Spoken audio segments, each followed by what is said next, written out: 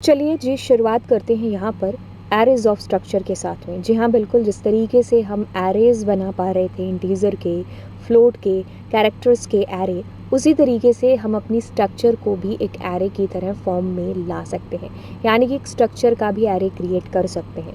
अब इससे आपको बहुत सारे फ़ायदे हैं जो होंगे, यानी कि अगर आपने एक नॉर्मल स्ट्रक्चर जैसे आपने अभी बनाया था, ठीक है, तो वैसे आप अपनी एक स्ट्रक्चर इस तरीके से बना सकते हैं। फ़ोटो को थोड़ा सा नीचे करें तो ज़्यादा बेटर है। हाँ, तो ये आप लोगों ने एक स्ट्रक्चर है जो क्रिएट किया था, नॉर्मल आपने स्ट्रक्चर क्रिएट किया। अब होता क्या है कि आप क्या कर रहे हो, इस स्ट्रक्चर के बेसिस पर आप अलग अलग एम्प्लॉयज़, अलग अलग जो डिपार्टमेंट है, जैसे सेल्स का आप कह रहे हो कि उसके 100 एम्प्लॉयज़ हैं, मार्केटिंग है उसके 100 एम्प्लॉय हैं, IT डिपार्टमेंट उसके 100 एम्प्लॉयज़ हैं। मतलब आप अलग अलग ऐसे स्ट्रक्चर बनाने की बजाय और उनके अंदर ऐसे डेटा बनाने की बजाय आप क्या कर रहे हो कि आपने नॉर्मल सबकी इन्फॉर्मेशन आएगी, जैसे मार्केटिंग वाले हैं उनके भी एम्प्लॉय का कोड होगा, नेम होगा, सैलरी, सिटी होगी, तो आपने एक फॉर्म बना करके रख ली। अब उसका आपने क्या कर दिया, एरे कर दिया। अब उसके 100 एम्प्लॉयज़ के लिए सेम स्ट्रक्चर वर्क कर जाएगी, ठीक है। तो आप उसी के अंदर इसी का यूज़ करते हुए डेटा इसके अंदर डालोगे, इसके 100 एम्प्लॉयज़ के लिए भी, इसके 100 एम्प्लॉयज़ के लिए भी। तो आपका क्या होगा, ये झंझट बहुत ही सारे कम हो जाएंगे।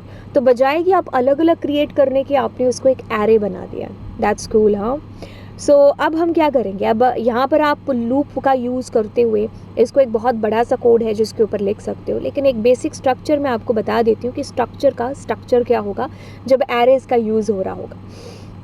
तो आपने जब इसका एक ऑब्जेक्ट बनाया था, यूजुअली जब आप एरे बनाते हो तो क्या लिखते हो, आप डेटा टाइप लिखते हो, आप अपने एरे ऑब्जेक्ट का नाम लिखते हो और फिर उसका साइज़ मेंशन करते हो। सेम चीज़ यहाँ पर होगी, हम अपना डेटा टाइप लिख रहे होंगे, स्ट्रक्ट टाइप का है, यानी कि इसके अंदर हमारी एक स्ट्रक्चर जिसका नाम एम्प्लॉय है। अब आपने यहाँ पर नामकरण है जो कर दिया, तो आपने यहाँ पर नाम है जो क्या दे दिया, सेल्स और उसके 100 एम्प्लॉयज़। तो यानी कि अब इसके पीछे 100 की फौज है जो खड़ी हो चुकी है, ठीक है। तो सबका अपना एक जो है कोड होगा, सबका अपना एक नाम होगा, सैलरी होगी, तो वो हर एम्प्लॉय के लिए डेटा आ जाएगा। तो सो बेसिकली होगा क्या, मेमोरी के अंदर क्या होगा, आपके 100 ब्लॉक्स हैं जो बन जाएंगे। जैसे अगर हम सेल्स की बात करें तो ये कुछ 100 बन गए, तो सेल्स, ये हमारा आ गया सेल्स वाला स्ट्रक्चर। तो इसके अंदर क्या होगा कि ये सेल्स का 0 नंबर है, ये 1 नंबर है, ये 2 है, ये 3 है, ऐसे करके 100 तक हो जाएगा। तो ये 0 नंबर के अंदर क्या आ रही है, 4 इन्फॉर्मेशन आ रही है। कौन कौन सी, ये वाली चारों इन्फॉर्मेशन, ठीक है। फिर इस 1 नंबर एम्प्लॉय की ये चारों इन्फॉर्मेशन, इस 2 नंबर की चारों इन्फॉर्मेशन। तो जब मान लीजिए मुझे अगर इस 0 नंबर लोकेशन के एम्प्लॉय की इन्फॉर्मेशन को एक्सेस करना है, तो मैं कुछ ऐसे लिखूंगी कि सेल्स डॉट, नहीं, सेल्स के अंदर उसके 0 नंबर एम्प्लॉय है जिसका मुझे एम्प्लॉय कोड है जो जानना है, या फिर उसके अंदर उसका 502 कोड है जो डालना है। वैसे ही अगर मार्केटिंग की बात करेंगे तो मैं क्या लिख रही हूँ, मार्केटिंग के 0 नंबर एम्प्लॉय का मुझे जो है एम्प्लॉय की सैलरी है जो मुझे जाननी है, तो मैं कुछ ऐसे करके लिख रही हूँ, ठीक है। तो यानी कि अब इसके क्या, इसके 100 एम्प्लॉयज होंगे, इसके 100 एम्प्लॉयज, इसके 100 एम्प्लॉयज, तो यानी कि अलग अलग आपने डिक्लेयर करने की बजाय क्या किया, एक स्ट्रक्चर बना दी। अब उसी का आपने एक एरे कर दिया। तो अब आपके पास में अलग अलग फॉर्म की बजाय अब आप कुछ उसको इस तरीके से कर सकते हो। बाकी आप इसमें लूप वगैरह यूज करते हुए इसको और ज्यादा इजी तरीके से आगे आगे कर सकते हो। जैसे अभी तो मैंने मैनुअली इसके अंदर चीजें डाली है, आप जितने एम्प्लॉयज हैं उतनी बार लूप चला करके वैल्यूज हैं जो यूजर से भी एंटर करवा सकते हो, ठीक है। तो अब इसको हम एक बार प्रैक्टिकली है जो बेसिकली देख लेते हैं कि किस तरीके से होगा। हमारा नॉर्मल जो अभी हमने स्ट्रक्चर किया है उसी के ऊपर बनाते हैं। हम क्या कर रहे हैं, हम क्या कर रहे हैं बेसिकली इसके अंदर, जैसे ये हमारी स्ट्रक्चर तो कुछ पहले से बनी हुई है, ठीक है। अब मैं क्या कर रही हूँ, इसी स्ट्रक्चर के ऊपर जैसे इन सबको रिमूव कर देते हैं। ये हमारी, इसका नाम क्या है, एम्प्लॉय।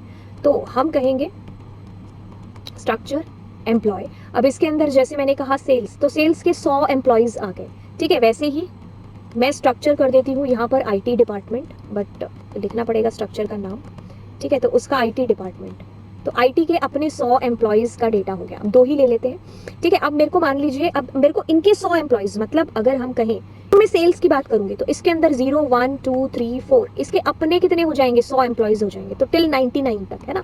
तो अब अगर मैं इसके 0th नंबर लोकेशन पर जो एम्प्लॉय है उसका नाम, उसका एड्रेस, यानी कि उसकी सिटी, सैलरी जो भी अगर डालना चाहूँ तो मैं कैसे डालूंगी, तो मैं ऐसे कहूंगी कि जो सेल्स के 0 नंबर लोकेशन पर है एम्प्लॉय का कोड, ठीक है, वो मान लीजिए 101 है, ठीक है। अब मैं कहूंगी कि सेल्स, अब इसके लिए हमने जो स्ट्रिंग है उसके लिए क्या किया था, कॉपी का यूज किया था। तो मैं यहाँ पर कुछ ऐसे लिख रही हूँ कि सेल्स के जो 0 एम्प्लॉय है, 0 नंबर एम्प्लॉय है, उसका जो है नेम, ठीक है, उसके अंदर क्या चला जाए, नाम। जैसे कोमल की जगह हम मुस्कान कर देते हैं, ठीक है। अब अगर मैं अब मैं क्या करूंगी, इसको कॉपी कर लूंगी और as it is same to same यहाँ पर कर दूंगी, 0 नंबर एम्प्लॉय तो जैसे मैंने इसके अंदर लिखा सैलरी, ठीक है, तो सैलरी मान लो मैंने कह दिया कि उसकी सैलरी कितनी है, ठीक है, तो ऐसे हमने सैलरी है जो डाल दी।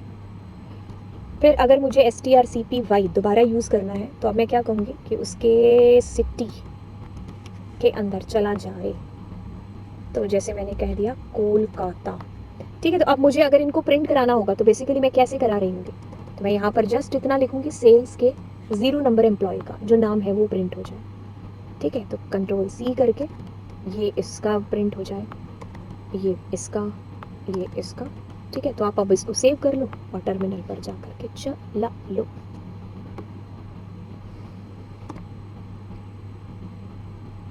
ठीक है, तो इस तरीके से आपके पास में मुस्कान जो भी है, कोलकाता, सारी चीज़ें हैं जो आ गई, ठीक है। आई होप ये चीज़ आपको समझ में आ गई होगी। अब ऐसे ही आप आईटी का कर सकते हो या फिर इसके 100 के 100 एम्प्लॉयज़ लूप की मदद से आप उनके अंदर डेटा फिक्स करा सकते हो, ठीक है। तो ये सारी चीज़ें हैं जो हो गई। तो मतलब इसके थ्रू क्या हो गया आपका, मतलब वो अभी हमने जो एडवांटेज पढ़े थे ना कि डेटा मैनेज होता है, डेटा आपका जो हमने अभी एडवांटेज पढ़े थे कि मैनेजमेंट इसके अंदर आपके डेटा का बड़े अच्छे तरीके से ऑर्गेनाइज हो जाता है आपका डेटा, है ना। तो यानी कि आपको अलग अलग क्रिएट करने की बजाय हम सी के अंदर क्या करेंगे, हम स्ट्रक्चर की सहायता ले लेंगे। तो स्ट्रक्चर हम ऐसे केसेस पर हैं जो यूज़ में लेकर के आते हैं। तो हमने एक स्ट्रक्चर एक बना करके रख दिया, अब हम क्या करेंगे, उसके ऑब्जेक्ट्स बना लेंगे अलग अलग एरेज, तो जितने भी एम्प्लॉयज़ होंगे उनके अंदर डेटा है जो डालते रहेंगे। तो ये बहुत ही ईजी है। अगर आपको स्ट्रक्चर समझ में आ गया, 5-10 उसके एग्जाम्पल करो और फिर इसके बाद में इसके एग्जाम्पल है जो आप करके देख लो। तो चलिए फिर मिलेंगे आपको नेक्स्ट क्लास के अंदर। Bye bye.